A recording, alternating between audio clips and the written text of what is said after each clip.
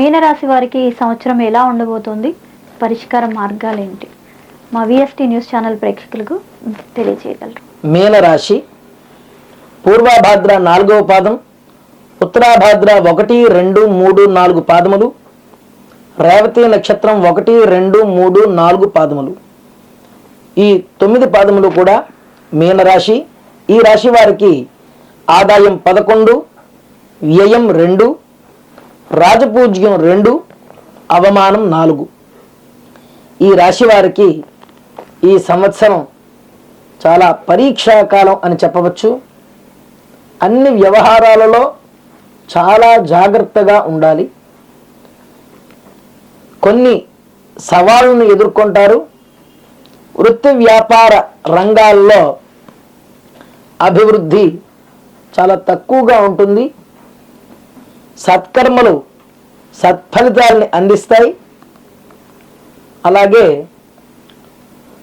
కొన్నిసార్లు కుటుంబ సమస్యలు, ధనలేమి, తద్వారా రుణములు చేయుట, వీటికి అవకాశం ఉన్నది. వాటి యందు జాగ్రత్తలు తీసుకోవాలి. అన్ని రంగముల వారికి అస్థిరత ఈ రాశి వారికి ఉన్నప్పటికీ క్రమేపీ స్వయం కృషితో పనులు నెరవేర్చుకుంటారు. సృజనాత్మక శక్తితో రాణిస్తారు. న్యాయపరమైన విషయాలలో కొంతమేర ఊరట లభిస్తుంది. సోదరులు, స్నేహితులు, తోబుట్టువులు మీ బలానికి మూల స్తంభాలుగా మారతారు. తద్వారా కొంత ఉపశమనం లభిస్తుంది. సామాజిక స్థితిని మెల్లమెల్లగా మెరుగుపరుచుకుంటారు. దూర ప్రయాణాలు కలిసి వస్తాయి. ప్రభుత్వం నుండి ప్రోత్సాహం లభిస్తుంది.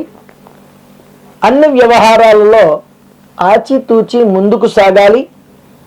క్రమబద్ధమైనటువంటి ఆర్థిక ప్రణాళికతో ప్రగతిని అలాగే సంపదని కూడా పొందుతారు. ఈ రాశివారు ఈ సంవత్సరం మంచి పనులు చేయడానికి ముందుకు రావాలి. తద్వారా వారికి అంతా మంచే జరుగుతుంది. వీరి అదృష్ట సంఖ్య 3. పూర్వాభాద్ర నక్షత్రం. ఈ నక్షత్రం వారికి నిదానమే ప్రధానం అనే సూత్రాన్ని గమనించుకుంటూ అది వీరికి వర్తిస్తుంది అని వారు అన్ని పనుల్లో కూడా చాలా శాంతితో వ్యవహరించాలి. అలాగే ఉత్తరాభాద్ర సహనశక్తికి ప్రతిరూపంగా మారి అన్ని కార్యక్రమాలు కూడా నిర్వహించుకోవాలి. తోట్రుపాటు పడకూడదు. అలాగే రేవతి నక్షత్రం వారు ఒడ్డుకు చేరే వరకు ఒడిదుడుకులు తప్పవు అనేటువంటి విషయాన్ని గుర్తుంచుకుని చాలా జాగ్రత్తగా ఈ రాశివారు ఈ సంవత్సరం వారి నిర్ణయాలు అన్ని సందర్భాల్లో కూడా 1కి 2 సార్లు, 1కి 10 సార్లు, 1కి 100 సార్లు కూడా పునరాలోచించుకుని నిర్ణయాలు తీసుకోవాలి. తద్వారా లాభాన్ని పొందుతారు. వీరి అదృష్ట సంఖ్య 3. ఈ రాశివారు శివాభిషేకం, అలాగే కాలభైరవ దర్శనం, ఆంజనేయ స్వామి